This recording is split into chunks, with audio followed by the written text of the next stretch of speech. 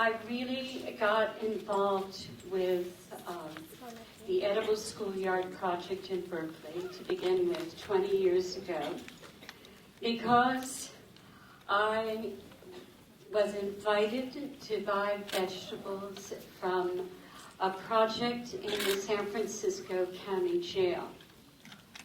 There was a woman there, Catherine Sneed, who was teaching the inmates how to garden as therapy. And she had 7 acres to work with. And so she thought, well, maybe I can sell some of this produce to different restaurants, and they would help to support this project. Well, she told me that she would grow exactly to our specifications, but that I had to come out to the garden and buy and meet her students, she called them, who were growing the food. And so I said I didn't want to go to the jail. I just wanted the food. And she said, you have to come to the jail. You have to come to the jail or I won't sell this to you. So I went. And she gathered them all around her, all of her gardeners. And she said, I want you to tell Alice what you're doing here. And one person said, well, we're growing these vegetables and we're giving them to the homeless centers in San Francisco. And another guy who was about 22 years old said, you know, I shouldn't be saying anything today because this is the first day I've been in the garden. But he said, this is the best day of my life. Now, I heard that. I really, really heard that. I heard that working in a garden and offering food to people who didn't have food could be transformational. And I thought, well, if you can do it in a jail, you could easily do it in a school. That's what I thought. Yes.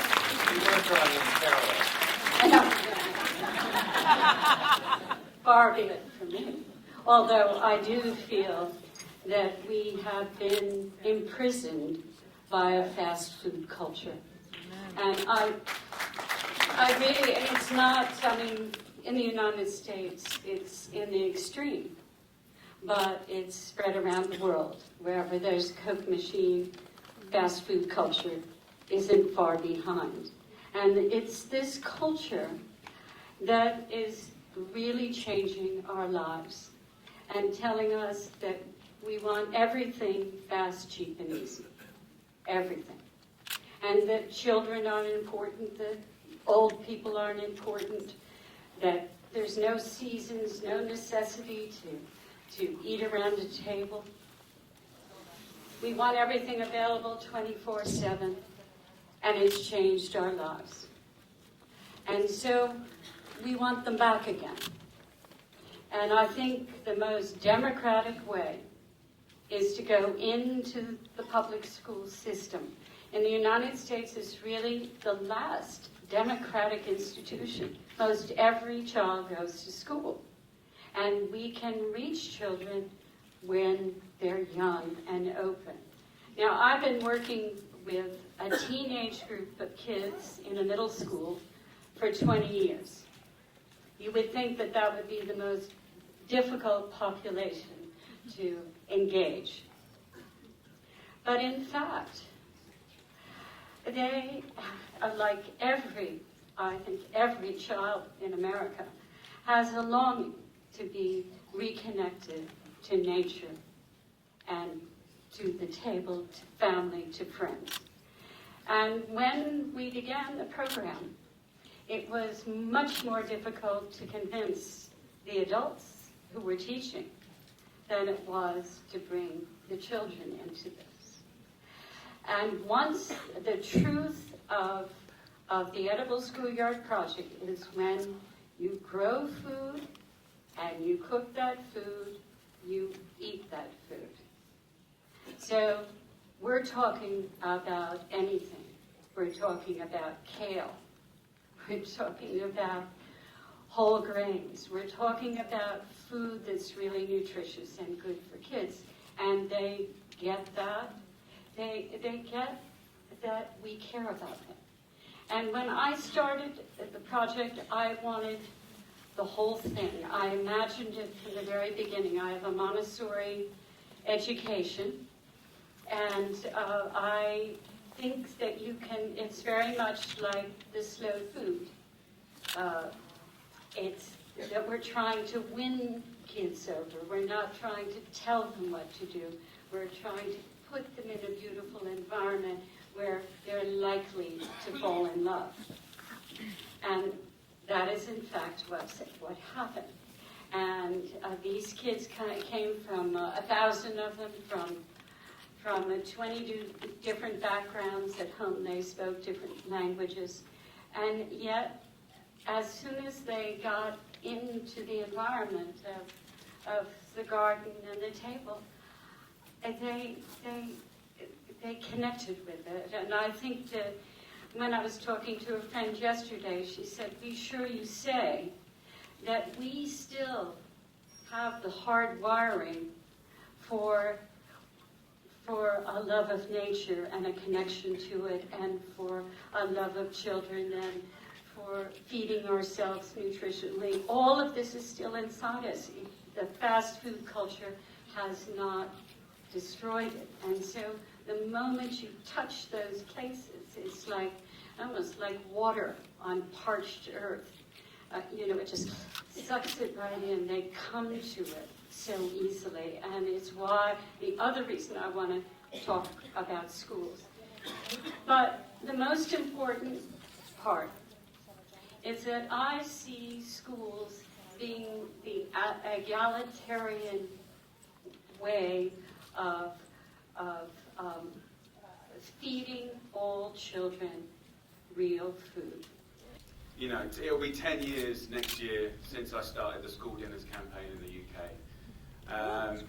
And a few things happened to me sort of emotionally that made this journey very important. Obviously, Alice had inspired me since I was about 15 years old, and I've been following her journey. And this is what's important about... And you're 30 now. I'm 40 now. I'm 40. But it's important to have, it's not just the work that any of us do, it's the ripple effect on others that do wonderful things. And more importantly, this room is about the coming together, not one voice, but a choir, an orchestra, a loud voice. And when you deal with good people and good farmers and good artisans, very often we're too nice to be too loud, But the reality is, and let's just refer to America alone, we're fighting against $4.6 billion worth of advertising crap to kids a year. And if you want to kind of multiply that around the world, we're talking about, $25 billion of advertising to the world's children. I mean, that's just a guess, but, we're talking about a lot of money. So this is not an argument, this is a fight. And, I think there's a few things in question here. I mean, look, life has changed a lot through technology in the last 40, 50 years. Frozen technology, microwave technology, distribution technology, additives, chemicals, technology to create food out of food that shouldn't be food.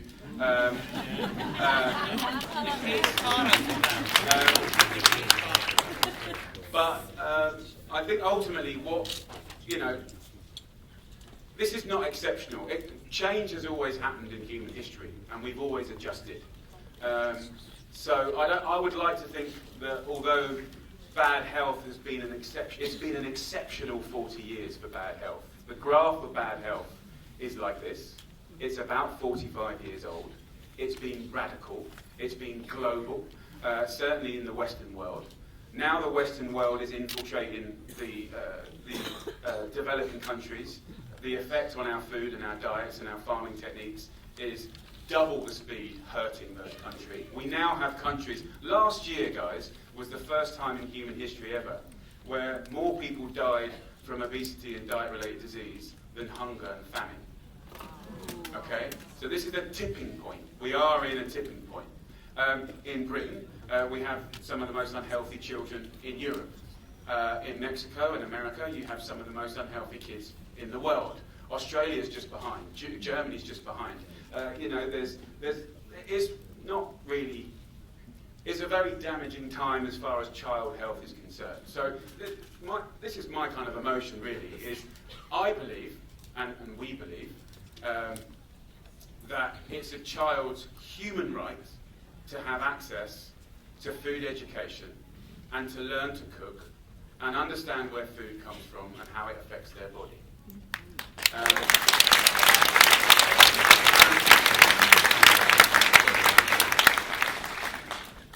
I'd like you to stand up if you agree with that. Yes! Yes! So, I think that's... Feel free to sit down. Also, I'd like anyone that's sat down, I want them to stand up. And I think the reason I got you to stand up, is not just because it's cute to feel your support, but the problem with the kind of fight at the moment is we need to work as a team, as one voice, stronger, better. You have to remember that the enemy is very rich, they're very strategic, they employ the cleverest minds, and they're well dug in. And we're kind of throwing stones. But my belief, and that's why, and to put it in perspective, I made a documentary about 10 years ago, okay? And we told the story about how Britain fed children terrible food, largely, every day, 190 days of the year, from the age of 4 to 18. And I felt that that was one of the reasons why our children were some of the most unhealthy in Europe. That documentary got such traction that we got $1 billion out of the British government. We changed law and we created a piece of paper that said what school food should look like. Now, the only reason I mention this is it's really a metaphor for everything. I mean, whether it's hospital food, the food we feed old people, we continue that story in America, but the truth is this story is a global story. It's also, I'd say it's worth going into a little more. What did that piece of paper say? How did it change the food? And also do talk about getting school food into the actual curriculum, not just the lunchroom. Okay. First of all, it was a set of standards. So to put it in perspective, this is how crazy it is. In a time of the worst child health that we'd seen in Britain, we had no standards for children's food in school. But if any of you wanted to produce dog food in Britain, you had to fulfill a criteria that was that fat. Let's the English care more about dogs. Yes, the English did care more for dogs than their children. But this is the craziness that we were dealing with. So now we have a set of standards that are pretty good, and it's about nutrition, the balance on the plate, where you can source the meat from, where you can't, what meat content a sausage would be, a patty would be, a burger would be. It was only frying once a week, not 5 days a week, salad bars. So it was a whole kind of mixture of things that is basic common sense that anyone good or any good parent would do. But now it was law. But I think what really important to back it up, and Alice has been talking about this as well, is not one thing that we do can fix the problem we have. It has to be an ambush. It has to be a holistic approach. It has to be the whole school approach. And you can take that approach to a town or a city. But, in Britain, thankfully, 2 months ago, it was made law for every child to learn about food physically. Just stop there and give him applause. That's an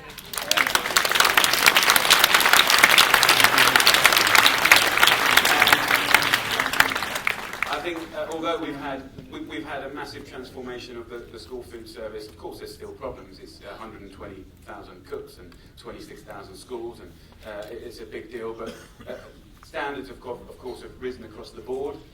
Probably over half are good, 40% struggle. But we're talking about a system that hadn't been invested in for 40 years. But I think what's nice now is all children under 7 years old get a free school lunch. That's such a So nice, it's but I think it goes, for me, it goes further than that, because I think it doesn't take that many people to specify the way that things should work. Like, you know, whether it's the standards for school food, it just takes one person that cares to create that and police that. You know, in a town or a city, you know, it's not okay that hundreds of junk food restaurants are next to the exit of every school. It's not right. It's not right now. And so that kind of readjustment of civic duties, I think, we've seen lots of mayors trying to change the way that we give licenses to restaurants near to schools. And I think, even what is fair and what isn't fair. Is it fair? I mean, like, part of me, I don't want to be too purist, because we live in a capitalist world, but I do think... Not Alice. But I think that, it's fair that if you're going to do discounts on hideous junk food in supermarkets, they should at least equal that with fresh food. I believe that would be a fantastic law. So I think each one of these little things you have to fight for. I mean, the only way that I achieved getting money out of the government and creating laws was because the way I told the story was, it became a voting debate. We did it 3 months before the election in Britain. I think it's fair to say that the only way you get big change is if people feel they're going to, governments only change if they feel they're going to lose the vote and not get in again. I mean, in my opinion, governments are obsessed by getting re-voted every 4 years. Businesses,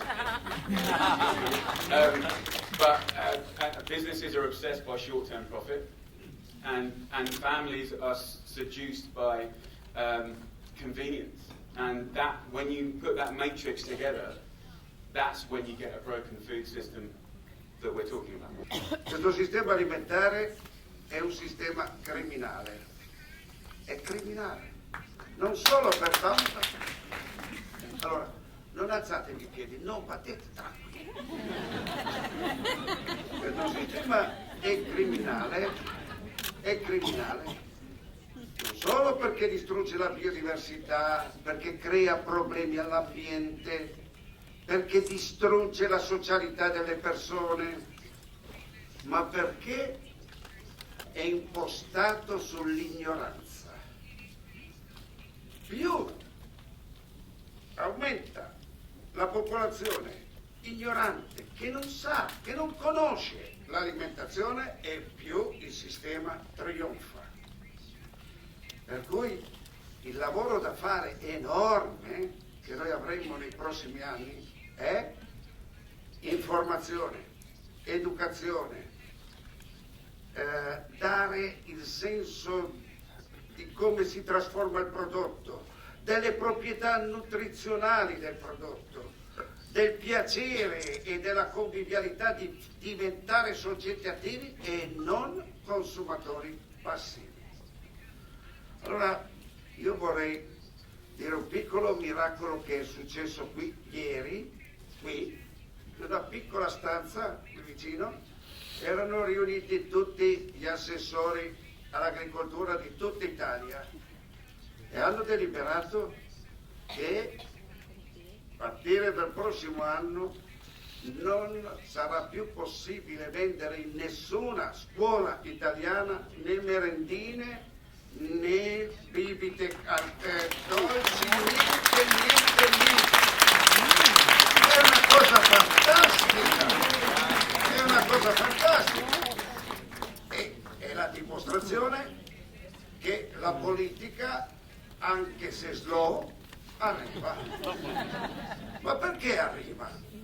Arriva perché c'è persone che hanno portato avanti il loro impegno politico. E questo è l'impegno politico.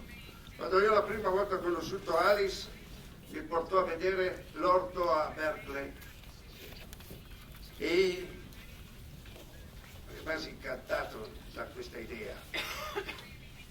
E devo dire che da allora sono passati tanti anni e gli orti si sono intensificati, non solo negli Stati Uniti ma in tutto il mondo. Negli ultimi 2 anni lo Food in Italia ha aperto quasi 800 orti nelle scuole italiane e in ogni parte del mondo. Il mio amico Pierre Rabhi in Francia lavora e sostiene che l'orto è un atto politico. Fare l'orto è un atto politico e ha ragione. Il ritorno alla terra si realizza in questo modo.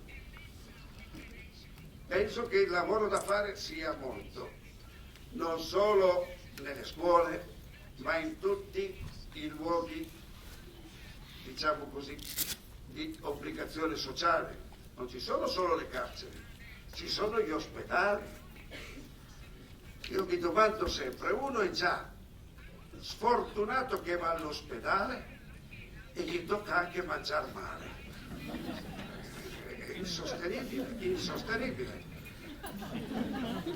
Ebbi occasione un anno fa di essere invitato al Center Disease Control ad Atlanta e mi dissero: Carlo, tu dovrai fare un piccolo speech al board, poi c'hai 300 professori di medicina e dovrai parlare di gastronomia. Già, arrivare in questo posto ad Atlanta sembra una città fortificata, tutto mi hanno bypassato, mi hanno controllato perché non avessi nessun, non lo so. Poi, per mettermi a mio agio, prima che io incominciassi a parlare, mi ha detto: signor Petrini, vorremmo che lei sappia che è in collegamento con tutti gli ospedali degli Stati Uniti d'America. Un gastronomo che va a parlare con tutti gli ospedali degli Stati Uniti d'America. Non sapevo dove partire, non sapevo dove incominciare. Allora il ragionamento fu molto semplice e fu di natura politica. Barack Obama vuole portare avanti una rivoluzione di welfare, di diritto a tutti di poter accedere alla sanità, che non bisogna andare in ospedale con la carta di credito in bocca. Tutti hanno diritto di andare all'ospedale, i ricchi e i poveri, l'ospedale è un diritto. E allora gli dici, ben difficilmente Barack Obama riuscirà a vincere questa battaglia se non cambiate il modo di mangiare. Perché? Perché questo modo di mangiare è e produce malattia, produce sofferenza, produce iniquità. Non si può fare un welfare continuando a mangiare in questo modo. I professori hanno battuto le mani, erano convinti. Io non vorrei, adesso lo dico amabilmente, non vorrei che noi facessimo una bella campagna per far mangiare bene i bambini delle scuole e poi mandarli a casa a mangiare cose vergognose, perché a questo punto la schizofrenia sarebbe totale, anzi peggio, perché se io vado dalla mamma che mi fa delle cose che non vanno bene e invece ho una scuola democratica che mi fa buon mangiare, il bambino non capisce più. Allora io penso che il lavoro da fare sarà enorme e io guardo con molta simpatia l'idea rivoluzionaria che ha presentato Alice. L'ha presentata in assemblea a Terra Madre, davanti a tutti. Tutte le scuole del mondo debbono garantire un cibo buono, pulito e giusto a tutti i bambini del mondo. Io guardavo, erano seduti vicino a me i politici italiani, dicevo: ma questa è matta, scresi, Cosa pensa? No, perché questa idea, guardate, può sembrare un'idea che non ha un fondamento economico, invece ce l'ha il fondamento economico. Perché? Perché insegnare e dare l'opportunità ai bambini di mangiare giusto e bene crea i cittadini del futuro. I cittadini del futuro saranno quelli che terranno bene le nostre campagne, saranno quelli che pagheranno bene i contadini, saranno quelli che affolleranno meno gli ospedali perché mangiano meglio. Questo è un investimento. Pensare che sia un costo è sbagliato. Non è un costo dare da mangiare a tutti i bambini del mondo, in qualsiasi paese del mondo, nel momento della scuola. Perché a questo punto la scuola diventa completamente una forma di educazione civile, civica. Andiamo a scuola, non importa se tu sei bianco, nero, se hai soldi o non hai soldi. Abbiamo il diritto che il cibo sia buono, pulito e giusto per tutti. E dopo, quando io sarò inserito nella società, sarò un consumatore passivo che si becca ore e ore di pubblicità demenziale, sarò uno che andrò a cercherò i mercati contadini, avrò l'ambizione di dare bene da mangiare ai miei figli, ma questo è un investimento. Questa è la vera economia. Noi non dobbiamo pensare che dare da mangiare gratuitamente bene ai bambini di tutto il mondo sia solo un costo, è l'investimento per il cambio di paradigma.